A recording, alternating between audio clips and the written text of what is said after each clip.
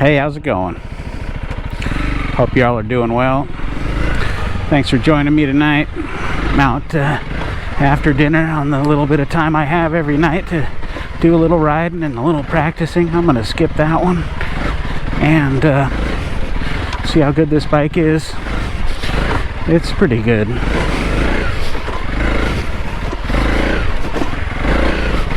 Anyway, just a little something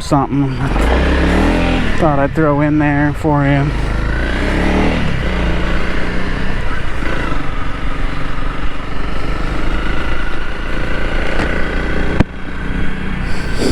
I'm happy with this bike so far. I think it's a big change from the TW200.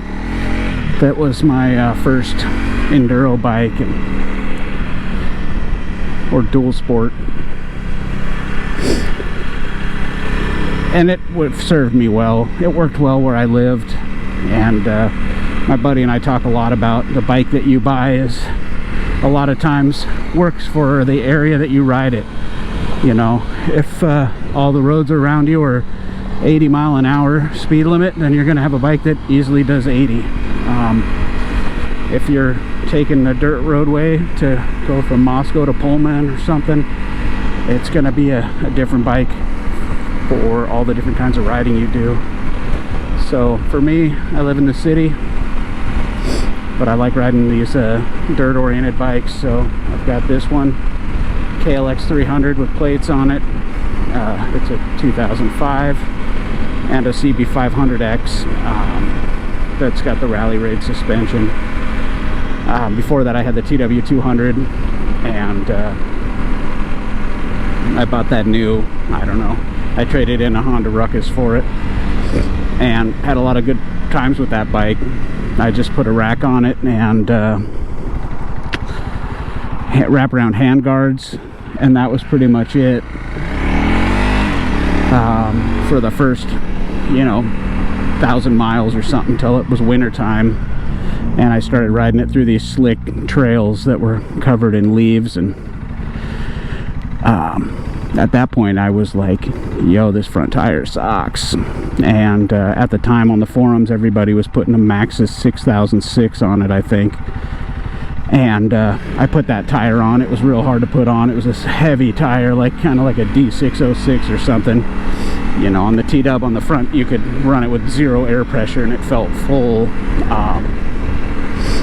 So it was a good tire, never had any problems with that. I had one tube leak on the thing the whole time I owned it, and original rear tire, I think I had 6,000 miles or something over the course of many years, you know, 12 or 13 years, whatever it was. I think it was an 08 and I just sold it, so, you know, 12 or 13 years.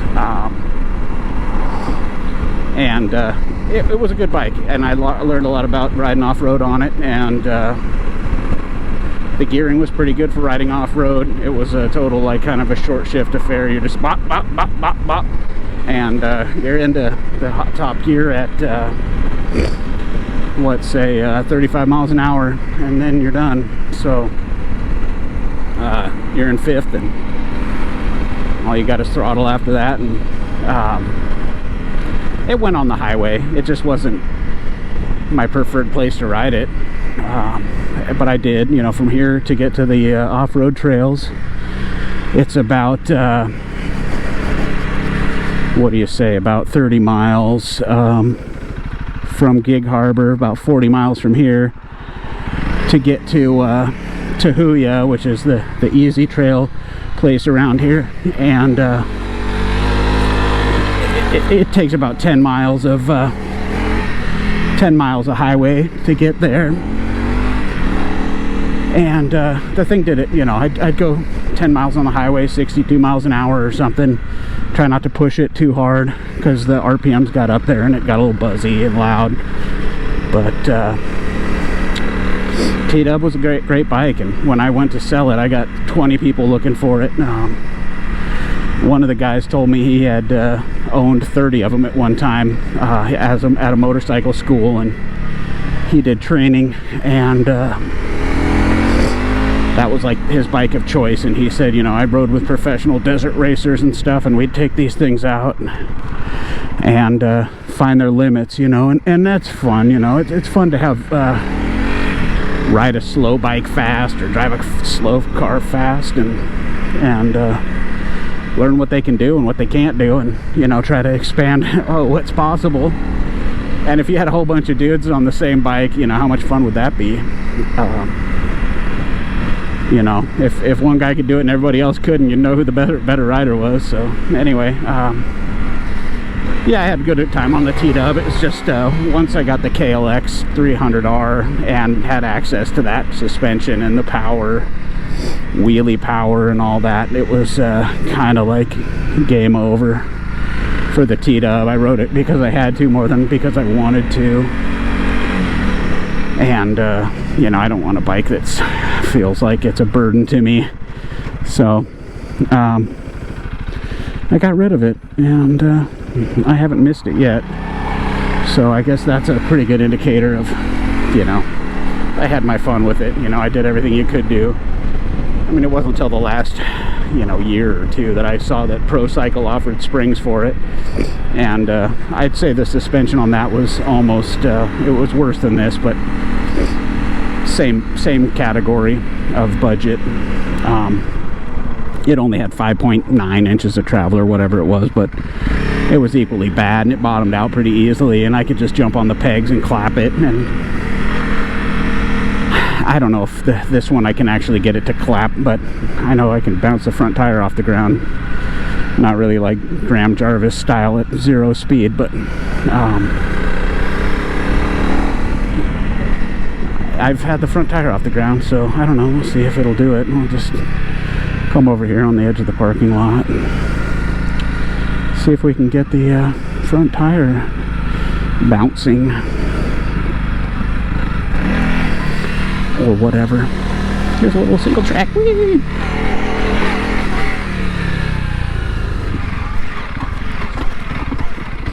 I don't know if you can hear that.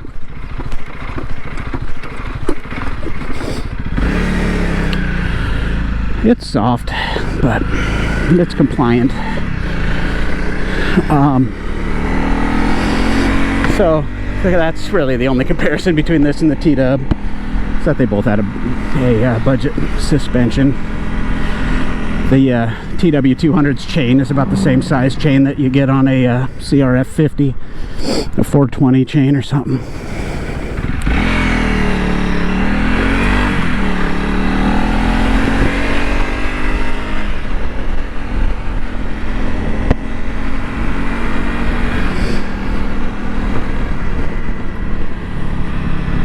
But it was a durable bike. I mean, nothing really broke that I didn't break. You know, blinkers broke off and stuff like that. And I rattled some parts loose doing part of the Bethel Ridge on the Washington backcountry route on it. And part of that was due to the fact that I had that, I don't know, Happy Trails rack or whatever people put on it. And I had a big old Pelican case on that with a 12-pack of beer and a gallon of gas. And by the end of the day, I had a Pelican case full of beer, loosely packed beer, and everything else in there was soaked in beer. And anyway, TW200, it's a cool bike. If you know, it was fun around town. It'll limit your progression as an off-road rider, though. And you know, if that's something that doesn't bother you, if you're just doing easy trails and things, it's probably fine. The problems I had with it were just that the suspension was no good, especially once I tried a real suspension, and I always had trouble finding traction with that big wide tire in the back. A lot of the riding around here is on this glacial till that's just fields of big round rocks, span away spuds or whatever, and they just roll around under those big wide tires. You know, you can't get down to raw earth. So anyway, you know, I don't want to bash the TW because, you know, it's a great bike. and it was pretty reliable for me. Just like one more anecdote, I guess we'll go back. I mean, my buddy's always like, dude, we've had every part of this bike apart. And I guess thinking back, that's probably true. There was a time I put a 4-tooth bigger rear sprocket on it, and it wheelied a lot better. I could wheelie second gear, you know, easy, third gear easy. It was still kind of learning, doing mostly sit down wheelies, just sitting back on the thing and powering it up. But we had that 4-tooth bigger sprocket on it, and we took it down on the back of our camper down to San Francisco, and we were trying to get from the campground just south of the city into the city, and I looked on the map and I go, okay, this looks like it's all city streets to get there, and we ended up on like a 70 zone freeway, and it was frightening.